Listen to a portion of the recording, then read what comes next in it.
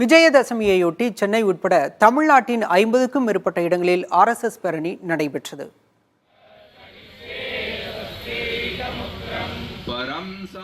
சென்னை எழும்பூரில் நடைபெற்ற RSS பேரணியில் மத்திய இணையமைச்சர் எல் முருகன் உள்ளிட்டோர் கலந்து கொண்டனர். ராஜரத்னம் மைதானம் அருகே 100க்கும் மேற்பட்டோர் உறுதிமொழி ஏற்றுக்கொண்டனர்.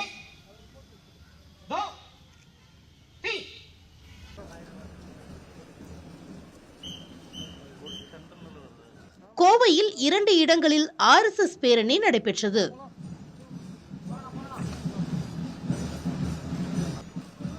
சிவானந்த காலனி பகுதியில் தொடங்கிய ஊர்வலம் நல்லாம்பாளையம் பகுதியில் நிறைவடைந்தது. இதேபோல் வடவள்ளி தொடங்கி RS புரம் வரையிலும் RSS அமைப்பினர் சீருடை அணிந்து கையில் கொடியுடன் ஊர்வலமாக சென்றனர்.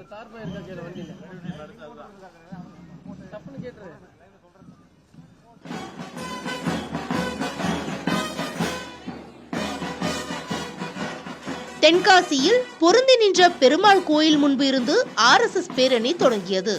சிறியவர்கள் தொடங்கி பெரியவர்கள் வரை பலரும் ஊர்வலமாக சென்றனர்.